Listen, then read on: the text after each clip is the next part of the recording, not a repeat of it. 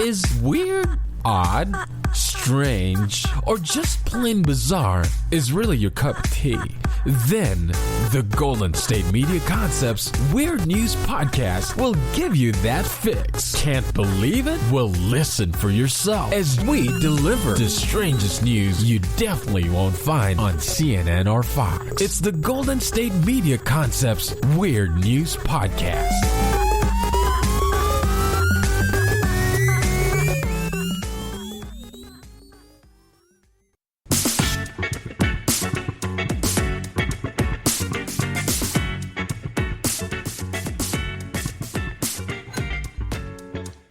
Hey, welcome to the GSMC Weird News Podcast, where success consists of going from failure to failure without loss of enthusiasm. I am your host, Curly Caleb, and today we have a large variety of subjects, that is, of weird subjects to get to. We're going to start with 2 stories about old ladies, including a 71-year-old Getaway driver and a 67-year-old ninja.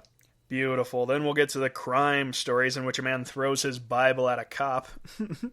I hope he had some fantastic tagline when he threw that.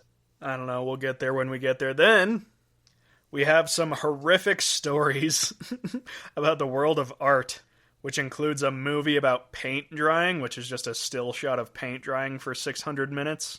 No joke. And then there's an even more absurd one. But it shall be revealed later. Then after that, we have my biggest mistakes of the week, in which a man falls out of his own truck and gets himself run over by his own truck.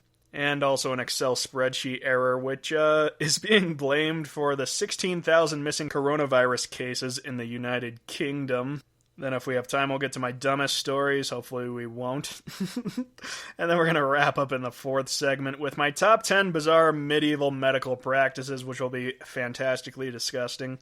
Not so much disgusting as thrilling and disturbing, but we're going to start off with my 2 old ladies, starting with the 67-year-old lady ninja who beat up a man attacking her friend.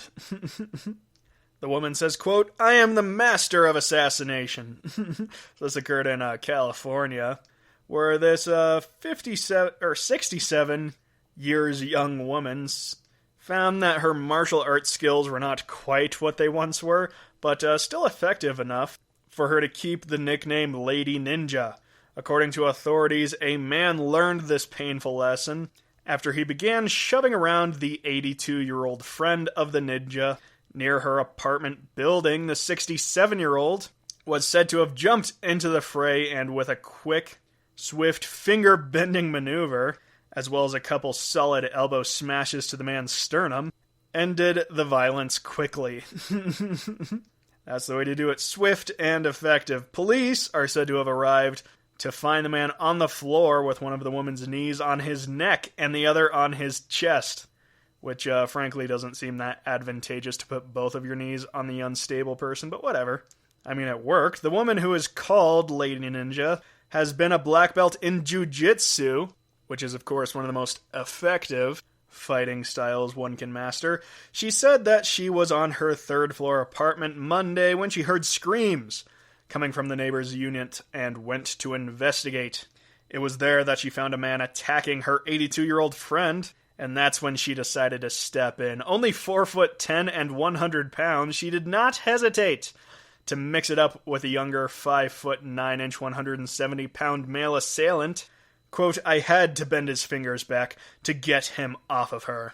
He was screaming because that's one of my techniques. The bent fingers are fantastic." Then I went boom with my elbow twice in his sternum. Yes, I remember when I learned boom in my karate class. The jail records show that the man assailant, who was around 59, was in jail last Wednesday for investigating of felony elder abuse. Not a great reason to end up behind bars. Anyway, the officers say that they are continuing to investigate, which entails that the man could face additional charges. Nevertheless, no court date has been scheduled.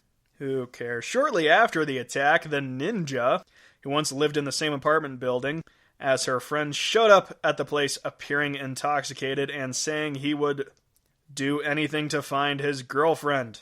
It was then that the man was chased away with a baseball bat from the 82-year-old. So I guess there are 3 elderly women who are superheroes in these stories. The 4'10" ninja said that she once worked as a security guard and began studying martial arts nearly 40 years ago. Jesus, the Reagan administration. Still, she complained after the attack that she wasn't as sharp in battle as she used to have been. Quote, "I'm getting rusty in places. I would have done more damage if I had been better prepared."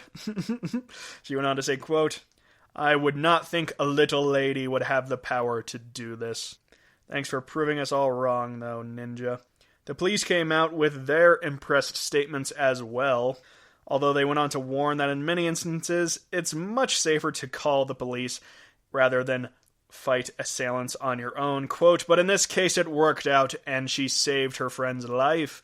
She's tiny, she's like 4'10", maybe 100 pounds, but she is strong, and that is a fact, and one to end the story on. Moving on to the next story, a 71-year-old woman who is now a suspect getaway driver for a burglar gang. Alright, so this 71-year-old bed and breakfast owner is suspected of ferrying a gang of younger criminals across the country to carry out aggravated burglary. The female pensioner was arrested this week along with her younger associates as part of an investigation into a daylight break-in at a home in Ireland. Goodness gracious, daylight break-in, that is frightening. Last month's burglary happened around 2 p.m. on Saturday, September 19th, when a number of people broke into the private home in the wealthy area. The raiders then searched through the property and stole a number of personal items before taking the keys to the homeowner's car and driving off with it. Last Thursday, detectives carried out several searches in the mainlands after identifying a number of suspects. Quote, "It is understood that the police also seized items like the investigation that will now be examined. And of course, they have also learned that one of the assailants in custody is a 71-year-old woman who owns a bed and breakfast. As previously stated, detectives suspect the pensioner was involved in driving 2 younger associates to and from the crime scene of last month's aggravated burglary. They are now also investigating whether she played a similar role in any previous crimes carried out by the pair. The 2 men robbers are 28 and 45 respectively, and the police said, quote, "These 2 lads are more known for drug offenses, but it's suspected that from time to time they carry out burglaries and robberies. It is a strange dynamic in that you have essentially 3 different unrelated generations suspected of involvement in this crime. They are all linked to the business that the woman runs, and it is being looked at if she was essentially a getaway driver for this and many other burglaries." As a result, the 3 suspects are now being held on suspicion of 30 different offenses. Goodness gracious. You get less for that in America if you crash a car while drunk. Quote, "Our detective branch carried out a number of searches in the Midlands last Thursday. A woman aged in her 70s and 2 men aged in their 40s and 20s were arrested during the course of these searches. Anyone who was in the area or a person that availed of the car park facilities at the Royal Canal, blah blah blah, is asked to contact Mullingar Grotto Station." So they're trying to figure out if she's a serial getaway driver. I don't know, if my grandma was like that, I would be pretty impressed. Okay, time to move on to our Florida story of the week, and it is coincidentally, although not very surprisingly, our first crime story of the week, in which a Florida man is accused of throwing the Holy Bible at a deputy. The same suspect claims that God told him to break into his neighbor's home, which is what started the incident. Quote, "A man who had just broken into his neighbor's home because he claimed God told him to threw a Bible at a deputy who responded to the scene." All according to the Marion County Sheriff's Office. Deputies said that the victim called on September 22nd because he returned to his home in Summerfield after being gone for about an hour and found that his door had been kicked in. The man's neighbor, a 39-year-old, told him, quote, "I bleep up, man, I was mad. So I believe he meant, I screwed up, man. I was mad. The attacker asked the victim to borrow clothes, and when the man declined, as you do, he waited until he left and kicked down his neighbor's door, according to the affidavit. Deputies went on to say that they arrived at the scene, and that's when the villain approached them, only wearing underwear, and yelling something along the lines of, quote, "I condemn you!" And then he threw a Bible, hitting the deputy in the face. Yes! He did have a tagline, "I condemn you," which is pretty good. I would have said, "I do things by the book," and then throw the Bible at them. But, everybody has their own style when committing crimes in their underwear. Okay. After that, records show that the man was hit with a taser so that he could be subdued and handcuffed. Yikes. The victim's wife said about $50 worth of clothing had been stolen and noted that there was damage to the door, a mattress had been placed on its side, and a window had been broken, which left shattered glass all over the floor, according to the report. There's holes in this story. I don't know how he stole $50 worth of clothing and still was naked when the police showed up. That's the problem with today's criminals. They lose sight of the goal, man. You gotta keep your eye on the ball. After he was handcuffed, the man proceeded to defecate himself, as you do in Florida after being tasered. It's not too unusual, actually. Then he asked to speak with a deputy, but if the other deputies came over to speak with him, he would stare blankly and not answer any questions. That deputy wrote that the man said he broke into his neighbor's home, quote, "because God told me to," and said, "freed her," which is a reference to the victim's juvenile daughter, which is quite freaky. The man now faces charges of burglary to an unaccompanied dwelling, as well as petty theft, criminal mischief, property damage, battery on the officer, and resisting an officer without violence. But if you ask me, getting a Bible thrown at you qualifies as violence. At least according to my police record. Okay, next story. An employee accused of stealing $1.3 million in printer toner from a public library is caught selling these products online. This occurred in Austin, Texas, where the public library employee used his library credit card to buy electronics and home goods for personal use. According to an investigative report by the City of Austin Auditor Office, the employee's alleged activity highlights, quote, "the library's poor practices and procedures." The employee was identified as an accounting associate for a library. They don't take in money. Whatever, I guess they have expenses. This basically means he was responsible for making and approving purchases, cash receipts, billing, and other accounting transactions, all in lieu of being fired due to, quote, "an unrelated issue." In August 2019, he was said to have resigned. According to the report, however, the findings have been reported, quote, "due to the potentially criminal nature of the man's actions, as he took advantage of poor purchasing reviews by his supervisors, former financial manager," I'm not going to say her name, "as well as the contract manager specialist. The man also took advantage of several other purchasing and budget-related shortcomings, such as having a role in the approval of his own purchases in insufficient oversights of the library's budget." So this is all becoming quite clear. Basically, the accusation is he took advantage of all the bad employees at the library. Anyways, it was then in March of 2019 that the city's auditor's office initially received an allegation against the man. The investigation went on to find that he allegedly bought at least $1.5 million worth of printer toner between October 2007 and July 2019. The city now estimates that the public library would have needed about $150,000 worth of printer toner during this time period. I can't believe nobody noticed that they were spending 10 times what they were using. Plus, I think it's important to mention that these people actually get paid a good amount at public libraries. I know in Denver it's up of $35 an hour just to be one of the people who's behind the desk. So there's not really an excuse for letting $1.5 million of toner get past you.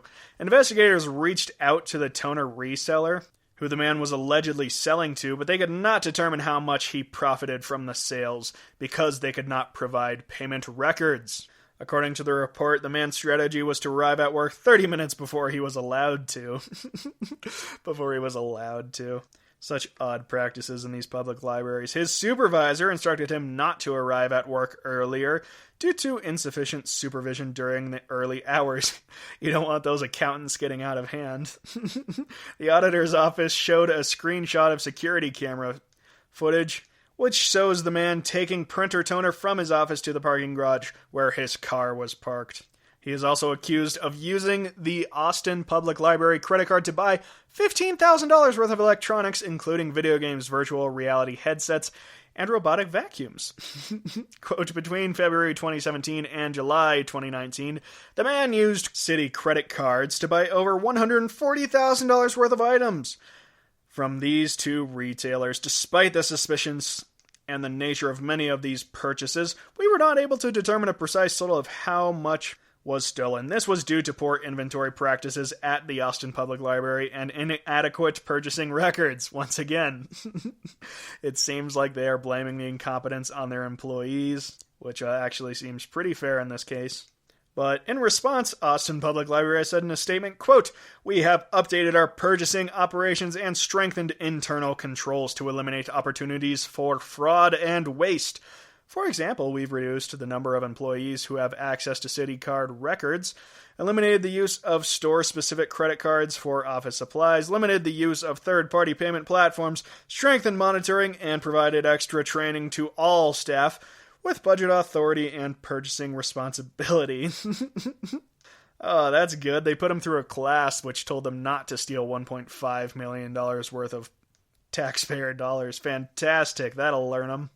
All right, now that is it for our crime stories. I'm already a bit over time. Stay tuned in the next section where we will get to my horrible art stories, just wretched modern art, which includes 10 hours of paint drying as a movie, and then we'll also get to the biggest mistakes of the week. So stay tuned for that and more. Check out the show built around the women of MMA. From the UFC to the extreme cage fighting, we got the fights covered. Listen. It's the Golden State Media Concepts Women's MMA Podcast. The latest news of upcoming fights, discussions of previous matches. Join us as we talk to and about the biggest names in women's mixed martial arts, past, present, and future. When it's the women's fight game, you know where to listen to. The Golden State Media Concepts Women's MMA Podcast.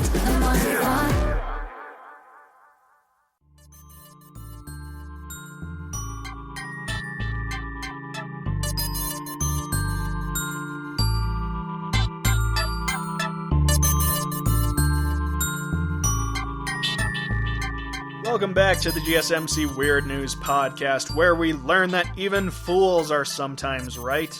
We just went over some old people stories, some crime stories. Now we are going to do art stories and big mistake stories. Those will be fun. Then we'll get to the dumb stories. Ugh. Stay tuned. It'll be entertaining either way, I can promise. And of course, stay tuned to the top 10, which is bizarre medieval medical practices. I might get fired for doing that one. I don't know. Okay. So the first dumb art story is not the video of paint drying for 10 hours, rather 32 tons of carrots which were dumped onto a London street as part of an art installation. This happened on September 30th. The mystery of nearly 32 tons of carrots dumped onto the street of a campus of a London university was revealed to be an art installation by students. Now look, I don't want to say all universities suck, but certainly this one does. Landowners nearby took to social media last Wednesday with photos and questions about the giant pile of carrots dumped by a truck onto the road, which went through the University of London campus. The school revealed the pile of carrots to be an art installation by one of the art students at the university's Goldsmiths Art College. A spokesman for the college said the exhibit, titled Grounding, is part of the Master of Fine Arts degree show, which runs from October 2nd to 6th, which means those carrots were sitting on the ground for 3 days before the event even started. The man has arranged for the carrots to be removed at the end of the exhibition run and donated to animals. By then they will be 7 days old. Fantastic. The man said on a YouTube post, the artist said on a YouTube post, that the installation is designed to raise awareness of food waste stemming from the devaluing of crops.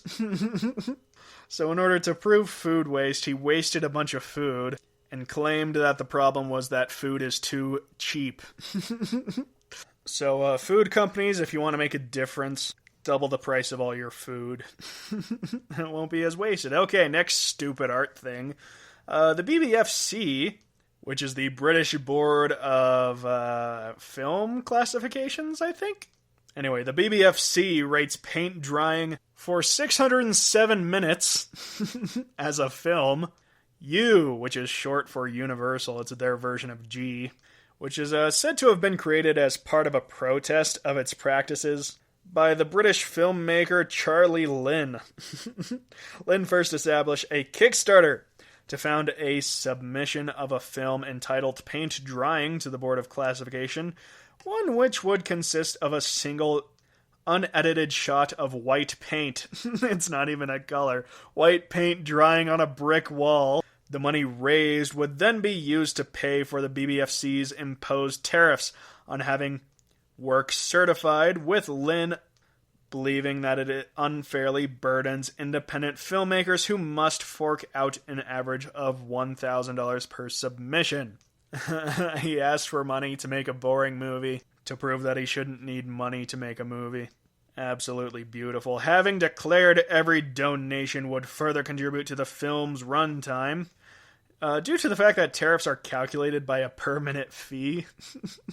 The campaign ended up raising €5,936, or maybe that's pounds, I don't really care, and allowed Lynn to submit a 607-minute film to the film's censors, though it is still beaten by Jacques Riviere's 1971, which has a running time of 775 minutes, as the longest film to be reviewed by the classification board. Now, I'm not going to lie, I'm entirely confused by this whole story. I'm trying to figure out why the UK is tariffing somebody from Britain. It doesn't make a whole bunch of sense to me why a country would tariff their own people. Because the central idea behind tariffs, for those who don't know, is that it's kind of a lose-lose approach to trade.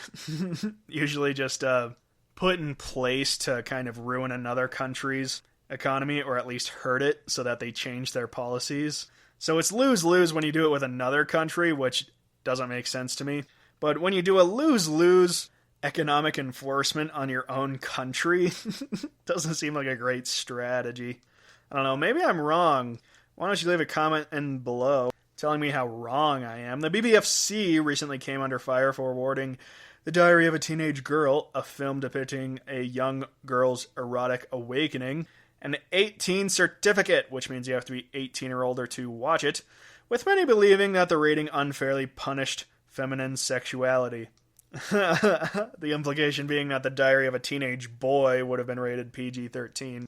I don't know. Lynn, with a small sense of ironic pride, tweeted out an image of his film certificate, which went viral very quickly on the Twitter sphere. The BBFC then responded with the following statement, quote, "The BBFC will classify the film as it would any other submission. With regards to the motives behind making the film, as a protest against censorship and fees for classification, the BBFC was set up in 1912 by the film industry itself as an independent body to bring a degree of uniformity to the classification of film nationally." Oh god, their quote's like 4 more paragraphs. I'll rush through it. "The BBFC is not for-profit organization that works to protect children." I can't rush through this, it's brilliant. "We are a non-profit organization that works to protect children from content which might raise harm risks, and to empower the public, especially parents, to make informed viewing choices. It implements classification guidelines that reflect changing social attitudes toward media content through proactive public consultation and research. The BBFC respects the pinnacle and principle of adult-free choice, but it will intervene where required by the law or where, in our view, there is a credible harm risk. Both the free choice principle and these limited exceptions are supported by the public and also reflect our stationary duties. Alright, last paragraph. The BBFC's income is derived solely from the fees it charges for its services, calculated by measuring the running time of films, DVDs, videos, and other works submitted by and for classification. Filmmakers wishing to show their films at cinemas in the UK without the BBFC certificate may do so with permission from local authority for the area in which the cinema is located. And it should be noted, by the way, that the BBFC has come under scrutiny in the past, mainly for banning movies. The ones that come to mind are A Clockwork Orange, The Exorcist, Life of Brian, and Texas Chainsaw Massacre. I can see banning that last one, but the first three are classics, and they deserve to be shown in theaters. Anyway, when asked how to clarify the submissions when received, a spokesperson insisted that no special treatment was given to the film. Quote, examiners are required to watch a very wide variety of content every day, so this didn't faze them. So yes, they did watch every minute of the 10-hour film. And thus, with the end of that story, goes away with it the art stories of the week. We will now dive into the I've Made a Mistake category, which is one we should have more often, I believe. Okay, this first one. Man dies after being run over by his own truck when he fell out of it. Of course, this should not be laughed at, but, So the New Jersey man died last Monday after he was apparently run over by his own pickup truck once he fell out of the vehicle, according to the police.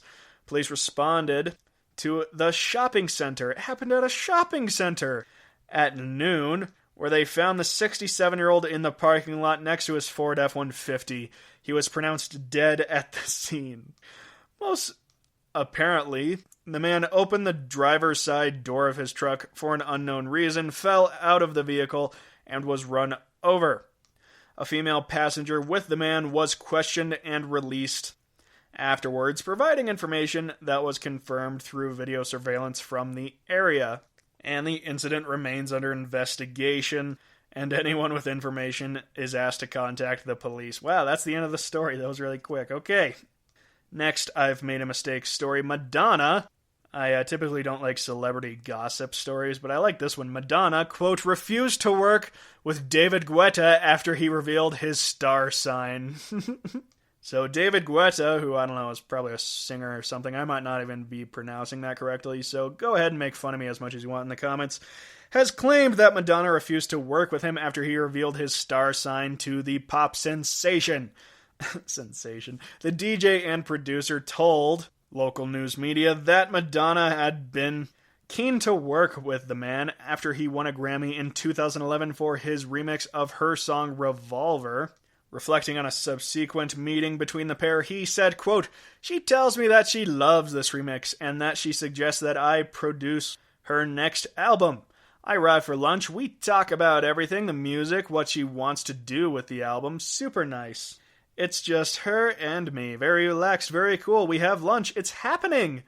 Very good, and you wonder when we start working together. But then things took a turn for the worst. After I revealed that I was a Scorpio, suddenly she makes a face at me and says to me, quote, I'm sorry, we're not going to be able to work together. It was a pleasure, you know. Goodbye. Fantastic. According to astrology, Scorpios are said to be... I don't think this is according to astrology. According to weirdos, quote, devoted, determined, and observant. That is how Scorpios are described. But they are also, quote, suspicious and slow to trust. Madonna's prejudice is said to have come when she worked with Scorpio in Bjork, who co-wrote her 1994 track Bedtime Story, which reached top 10 charts in the UK. How could you be put off by working with Bjork? One of the greatest artists of all time. Whatever, Madonna is Madonna. Okay, next story. When it comes to making mistakes, Excel spreadsheet error is blamed for the UK's 16,000 missing coronavirus cases. This means that the UK failed to add nearly 16,000 confirmed cases of coronavirus to its national track and trace system due to an Excel office error. A number of reports including who cares who it includes, says that the mistake was caused when an Excel spreadsheet used to track confirmed cases of the virus reached its maximum file size and failed to update. That is so BS. As somebody who worked in engineering, Excel spreadsheets don't run out. At least on a human scale. The government agency that helps oversee the UK's pandemic response, Public Health England, said that some 15,841 cases had been left out of the national totals because of the error. But this did not specify what caused the so-called glitch. Quote, initial findings indicate that the issues were caused by the fact that some files containing positive test results exceeded their maximum file size, and they then failed to load into the central system because they couldn't get through. Okay, so it was too big for their server then. The Public Health of England server. This revelation is said to have capped a weekend of soaring coronavirus cases, which may lead to the country's next lockdown, which has of course caused many controversies that England left them out on purpose in order to keep their economy rolling. According to later reports, the mistake was caused when PHE tried to collate data from multiple sources in the form of CSV files by loading them into Excel. This popular spreadsheet software has limits in how many rows it can hold, 65,536 rows in older versions, and 1.05 million rows in more recent versions. Are they offering off of Excel 2006? Based on these reports, it is not clear which version of Excel they are using, but the row limit was reached regardless. Why do they need to keep a separate spreadsheet row for each case? Why can't they just use a calculator and do 1 plus 1 plus 1 plus 15,635? And then you're only taking up one row. It's probably a bit easier. The solution is said to be simple, as now they have split the Excel files into smaller brackets, and now PHE is claiming that the problem has been resolved, and that it has passed the details of backlog of confirmed cases onto the UK's contact tracers as of 1 p.m. local time Saturday. Fantastic. Isn't that fantastic? Okay, stay tuned in the next segment, where we will go over my, what did I call them? My weirdest stories of the week. These are really weird, I'm not going to lie to you. The first one is about a man who would bike 69 miles a day to get from Poo Poo Point to Pee Pee Creek. This is so dumb. Anyways, we'll get to that and more insanity, as well as my top 10 bizarre medieval medical practices, which are sure to make you, I don't know, just stay tuned. Are you tired of the same old news? Are you sick of the seemingly endless political spin and negativity? The GSMC America Still Beautiful podcast is a weekly news podcast covering all the top positive and uplifting news stories. We cover stories that will inspire, uplift, and remind you of the good in the world. Tune into the Golden State Media Concepts America Still Beautiful podcast to get all the great and positive news stories of today. Download the GSMC America Still Beautiful podcast on iTunes, Stitcher, SoundCloud, Google Play, or anywhere you find podcasts. Just type GSMC in the search bar.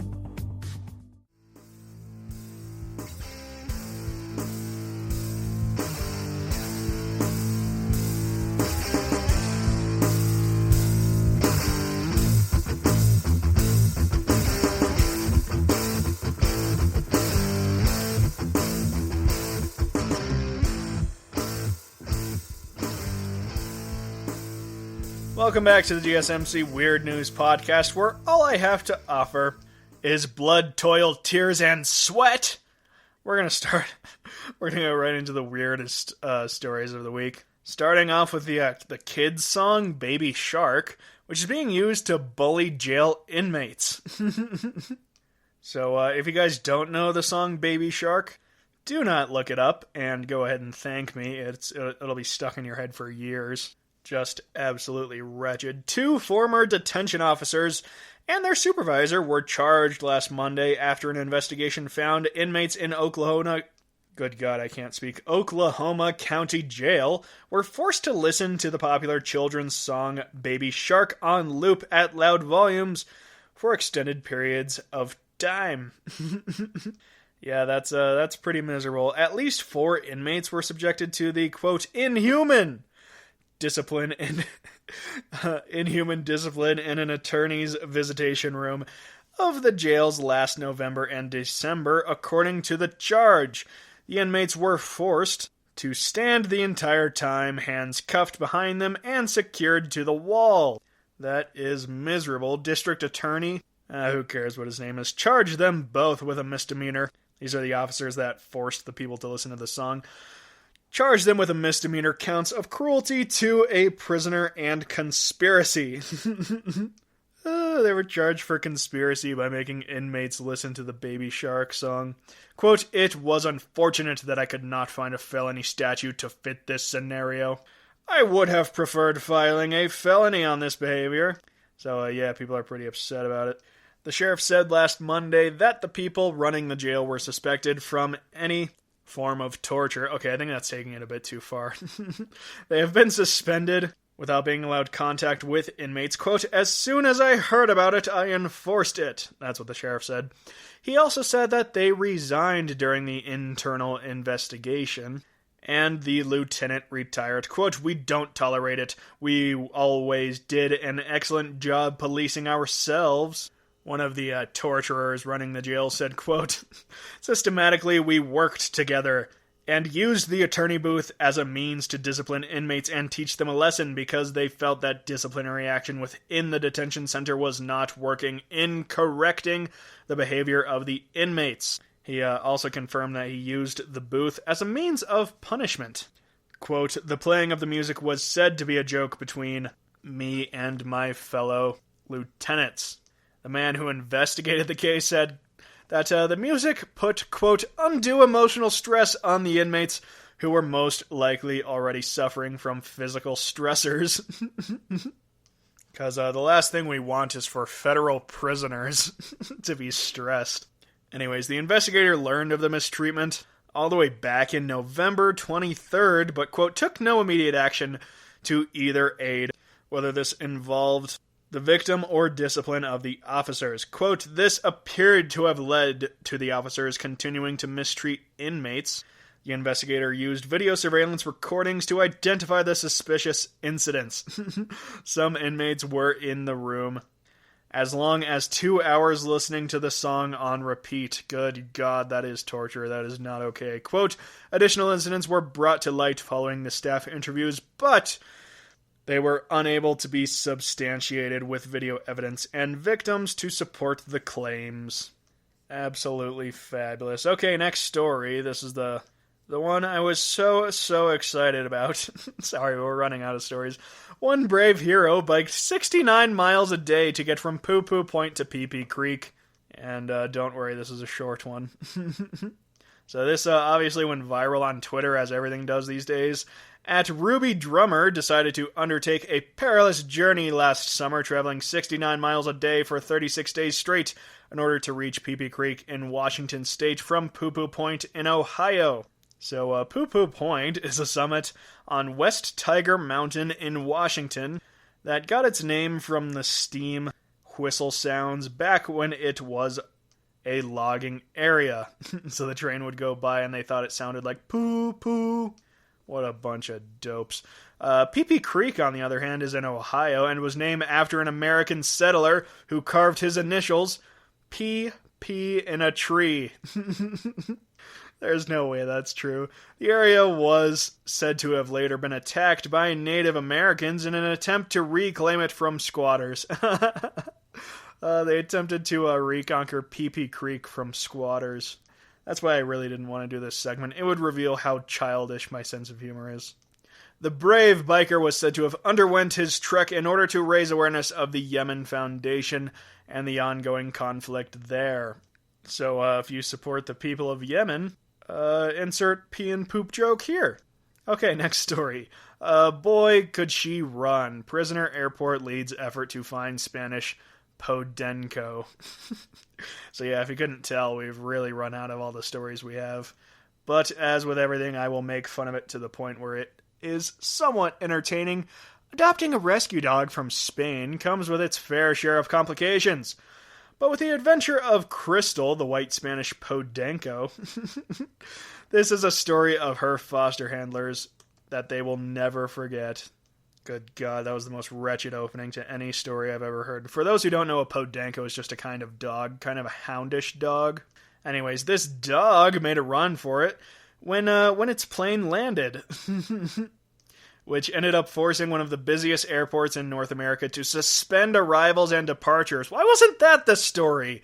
A dog suspends arrivals and departures in one of the biggest airports in North America. That's a much better story. Anyway, it did it for at least an hour last Tuesday until they found the pup. Quote, they had a nightmare-like experience while trying to find her. They used nighttime vision cameras and everything to track her.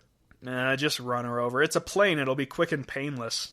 Anyway, a group member of the local adoption site hired her for adoption with 4 other Podencos, including Crystal. Wow, they repeated themselves 3 times in one sentence. That's amazing. They were flying the dogs home when Crystal disappeared in Toronto upon landing. It turns out that her crate was not properly fastened. When the cargo door of the British Airways jet opened at 8 p.m. Eastern Time, Crystal jumped out and ran off into the darkness. So clearly she has no interest in being adopted. Let her just run free. Quote, I ended up getting security clearance to go out on the tarmac, and one of the guys drove me around for hours, and it actually started to rain. It rained so bad. We had hoped that she'd get cover, but she just kept running the whole time. One of the great tragedies of dogs is they never evolve to handle rain. I like how he got security clearance to go on the tarmac just because his dog ran off. I think that's a major security flaw in the North American flight system. Anyway, eventually the search for the pup came to a halt, and the man had to go back to his hotel with his other 3 dogs. Airport staff at the Pearson Airport assured her, I guess it's a lady, that they would keep looking for her dog. Quote, I can't say enough about Toronto Pearson. This is coming from the dog owner. She goes on to say, quote, they did a phenomenal job. This was not their fault, and they just spent 13 hours looking for her. She was running, and they were fantastic. They were not giving up until they found her. And this is where it gets crazy. What happened after that is that for the next 12 hours, a high-tech coordinated search quarterbacked by high staff up in the control tower occurred. Goodness gracious, this is so ridiculous.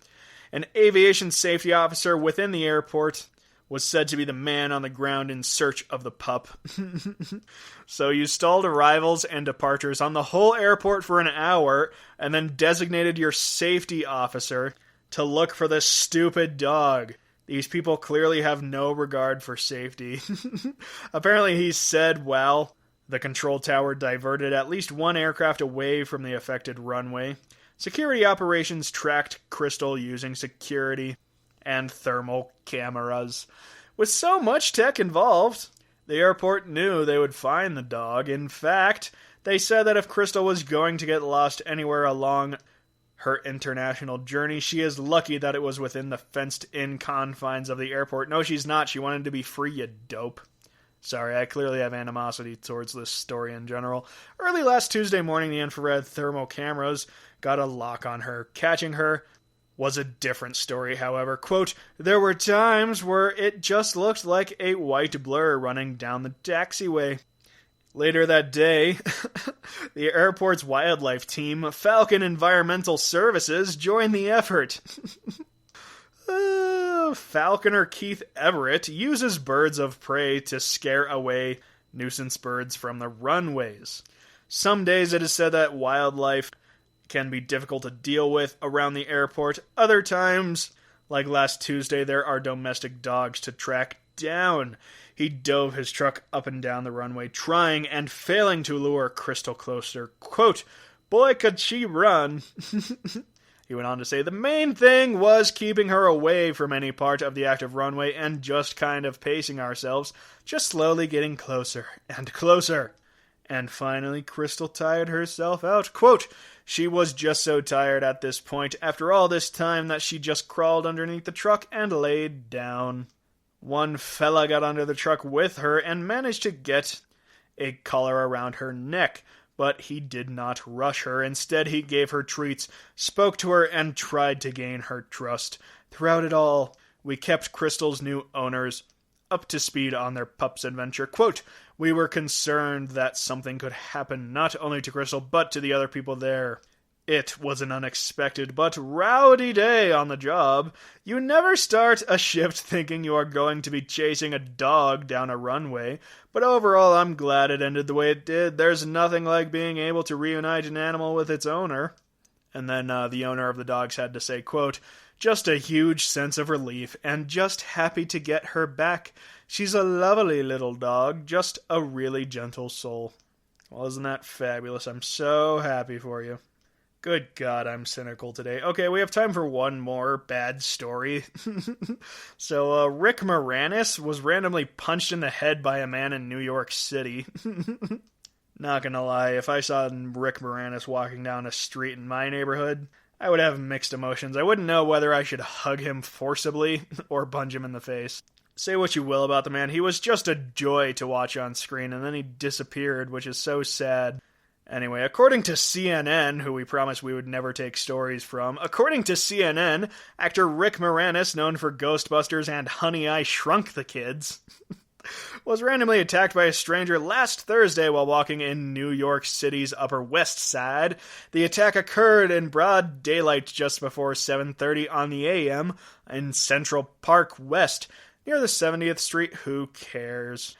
Video taken from surveillance cameras show the suspect walk towards Mr. Moranis, who is now 67! And he punched him in the head, knocking him to the ground. So, being that it was caught on security footage, you can go and watch it online. And it's incredibly funny in the saddest way possible. All you see is the tiny, little, precious Rick Moranis walking down the street. And then a young fella wearing all black, walks right past him, stops, and just punches him in the face, which is tragically sad. The funny part is when he walks closer and closer to the camera, you can see that his shirt is not blank. It says, I Heart New York on it. Which is just the most perfect thing ever. Anyways, police are now offering a reward of $2,500 for the man. So if you go ahead and watch that video and recognize him, you can sell out your friend for just $2,500. Isn't that fantastic? Rick Moranis' management and lawyers confirmed he was attacked. How does he have management? He hasn't been in a movie in 30 years. Anyway, quote, he is fine but grateful for everyone's thoughts and well wishes. Moranis had a pain in the head, back, and right hip, according to the NYPD report. The suspect has now fled north on foot and has not been identified. And to wrap up this segment, I'm going to read the top comment on this story, because it's so dramatically, important. Everybody has to take an important stance on everything that happens in today's world, so I'm going to read it, and keep in mind that I think it's just hilariously funny. Quote, unreal. As somebody said recently, our world is broken. It truly is. The hate, the violence, and the division has just gone too far, and some of the so-called leaders just make it worse every time they open their mouths. It just needs to stop. Just be kind. It's not difficult. Truly an important comment. Okay, so we're going to go ahead and move on to our top 10 medieval medical practices, but that comes after the break, so why don't you stay tuned? It's going to be a heck of a time. You've already made it this far. Stay tuned. The GSMC Life and Happiness podcast takes you on a journey of exploration. We'll discuss tried and true methods alongside the latest trends of how to best live your life to its fullest and happiest. From psychology to meditation, science to self-help books, the GSMC Life and Happiness podcast will help you to discover what makes you happy and how you can live life being the best you possible. Download the GSMC Life and Happiness podcast on iTunes, Stitcher, SoundCloud, Google Play, or anywhere you find podcasts. Just type GSMC in the search bar.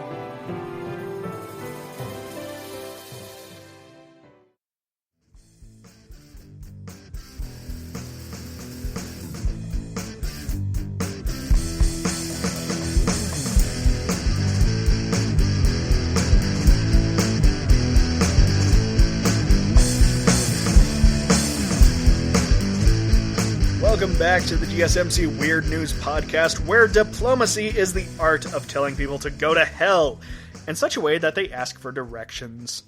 We're doing Churchill quotes this week.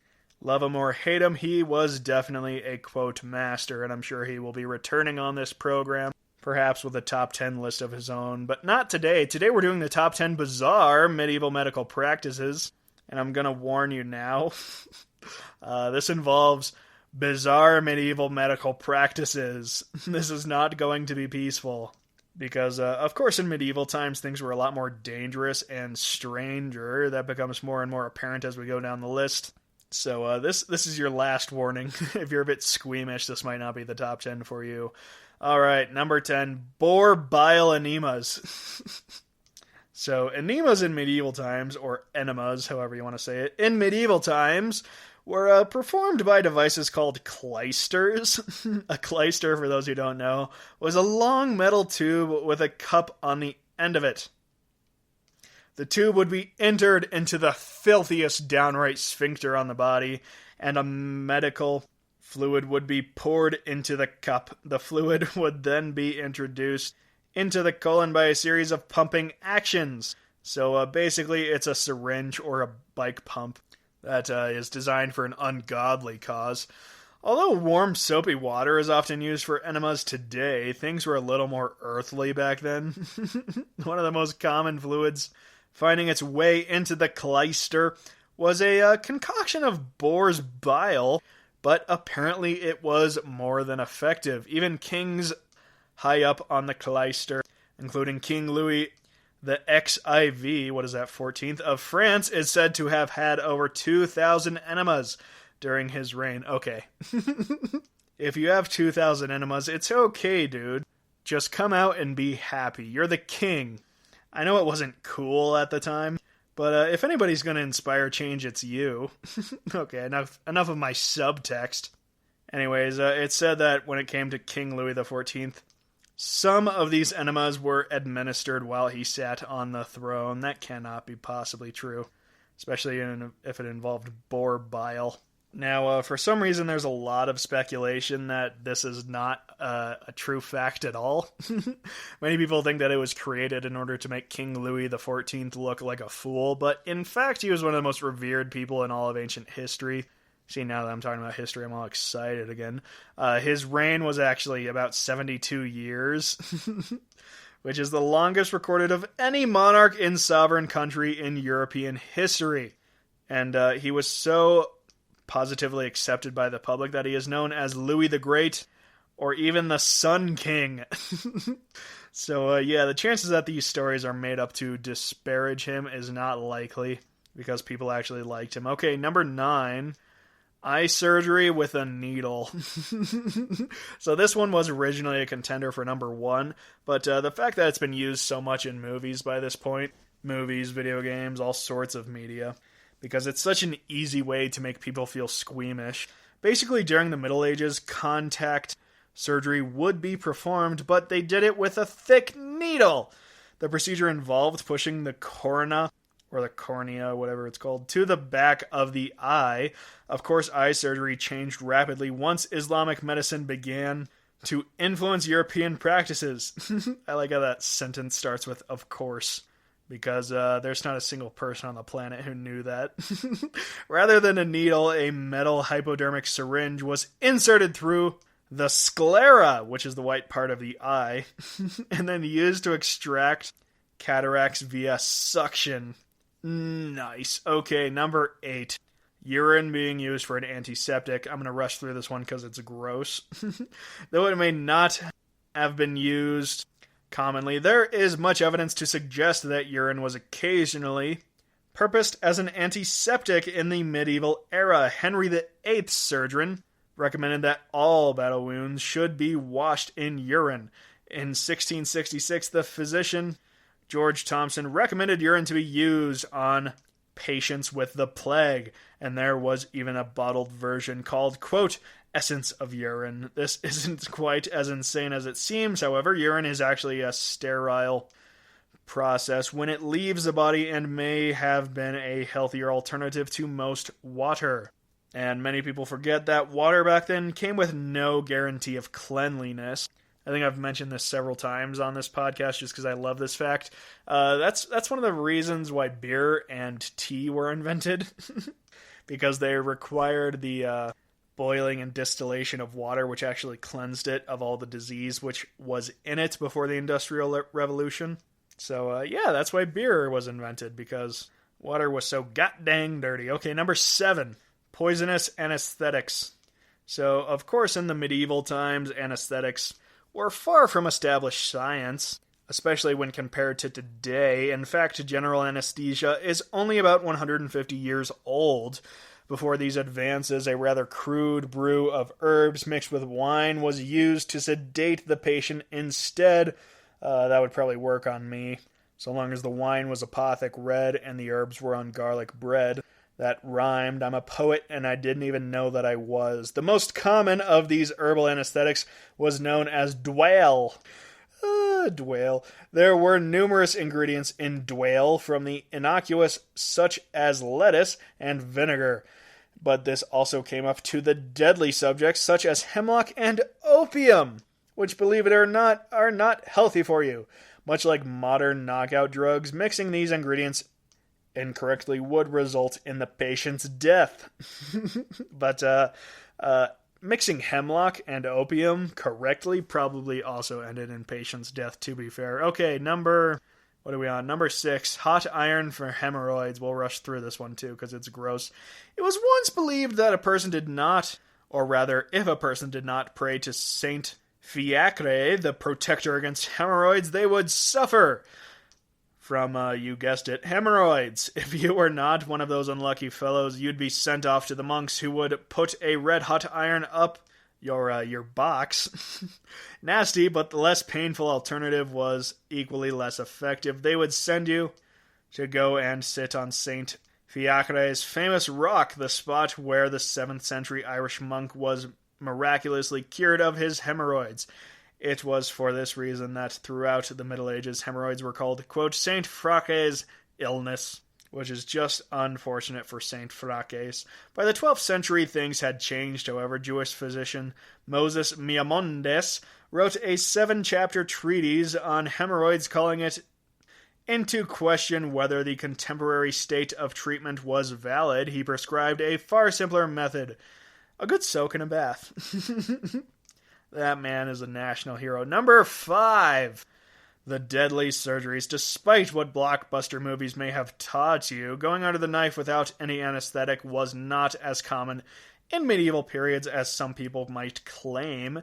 In fact, medicine throughout this time was quite progressive. As the world expanded and travelers came from far afield, doctors from 2 different cultures would often share notes, and new practices were constantly being put to use. However, even in the will for better medical care, the knowledge of such chemicals certainly were not well known. Although anesthetic was administered, antibiotics and disinfectants were a far cry from what they are today. And as a result, after surgeries, most people died from infected wounds.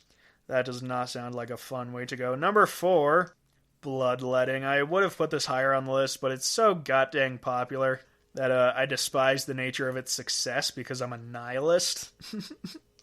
No, it's actually pretty interesting. Bloodletting. Number 4. Doctors of the medieval period believed in things called humors. The word humors referred at the time to certain fluids found in the body, which included blood, yellow bile, black bile, and film. I cannot believe I pronounced that right. Any word with a PH and a G. Anyway, humorism was developed from the musings of Greek and Roman physicians who believed in excess or deficiency of any of the 4 humors would strongly influence a person's health. For some reason in the Middle Ages, blood, and excess of blood in particular, was often seen as the cause of multiple ailments. Therefore, doctors would remove large quantities of blood from a person's veins in the hope that it would cure them. The 2 main ways of doing this were leeching and venesection, or venesection, whichever you prefer. In leeching, a leech was placed on the body part that was a concern, and the quote bloodworm would suck blood. and in theory, the illness from the patient would go with the blood. Venesection was a little bit more direct. A doctor would literally open up a vein using a knife called a flame, F-L-E-A-M, and allow blood to drain from the body. Bloodletting was, of course, also common because some people drained their blood regularly just because they believed it would keep them healthy. Number 3, surgery on battlefields. In medieval times, battlefield medicine was, of course, as grisly as it gets, and arrows were one of the main culprits. Arrowheads were commonly attached to the shaft with wax for one single purpose, so that when the arrow was pulled out, the tip would break off inside of a victim's body. That's not true at all. Anyways, arrow removers were designed to pinch the tip and pull it out from the body. They were used to heal wounded soldiers. The wound was then cauterized with a red-hot iron to stop the bleeding and prevent infections. While much has been forgotten about medical capabilities of this era, researchers have shown that it may have actually been more effective than you might think. A set of bones found from 500 to 700 AD, discovered in Italy in 2011, showed that soldiers of that era could survive massive blows to the head. One of the remains even showed evidence that the individual had survived after suffering a 5-centimeter hole in their head. That's kind of referencing number 1. We'll get to that, though. Number 2, which, as is tradition, my particular favorite one, medical astrology. So back in medieval times, astrologers were so revered that many thought they were real-life magicians, and in some cultures today, such as that of the damn dirty hippie, these incoherent ramblings still reign true. The truth is, however, they were respected by scholars back then who advised on increasing crop yields, who would also predict weather and inform a family to what sort of personality their child will have before they were even born. The latter would often have consequences for the child's medical care, unfortunately. Doctors would refer to special calendars that contained star charts in order to aid with diagnosis. By the 1500s, the physicians of Europe were illegally required to assess a patient's horoscope, and only a decade later, they were legally required to assess the patient's horoscope. So, as many things in the Middle Ages, these flopped from highly illegal to legal requirements. And as a result, before embarking on any medical interference, a astrologer had to be contacted. Astrology suggests that each part of the body is influenced by the sun, moon, and planets, and that each star sign proceeds over different parts of the body. Aries, for example, pertains to the head, face, brain, and eyes, whereas Scorpio represents the reproductive system, sexual organs, bowels, and excrementory systems. If you ask me, Aries won that one out. After the patient's star chart would be examined in the Middle Ages, and the current position of the stars was taken into account, a person's ailment could be predicted, and therefore a diagnosis would be made. Of course, this did not last very long, because despite what you think about people in the old days, they were capable of seeing cause and effect no matter how long it took them. Alright, jumping into number 1, trepanning, or tree panning. I like to call it trepanning. Trepanning involved boring a small hole into the skull to expose the dura mater, which is the outer membrane of the brain. This practice was believed to alleviate pressure and treat health problems localized within the head, though it was not exactly taken seriously until the later mid-ages, when it was seen as a cure for epilepsy, migraines, and mental disorders. It was often called a common fix for more psychological problems, such as the aforementioned mental health disorders. Needless to say, such exposure of the brain to airborne germs would often be fatal. Many people who just had a headache would end up having a hole punched in their head, claiming it would save them, rather it would kill them, of course. Trepanning is a practice that has not been completely abandoned. It was performed as recently as the year 2000 when 2 men in the U.S. used it to treat a woman suffering from chronic fatigue syndrome and depression. which is so horrifically not okay. That's my political opinion. It is not okay to punch holes in the head of disabled Americans. Okay, we're going to wrap on that. So I'm going to ask you to please subscribe to the GSMC Weird News podcast wherever you like to listen to, whether that's Speaker, iTunes, Spotify. We're all over the place. Go ahead and find us on your favorite medium and subscribe. You can also follow us on Facebook, Twitter, and Instagram. Leave a comment below or review us on iTunes. That would just warm my bitter, cold heart. Thank you for listening, and I will see you guys later.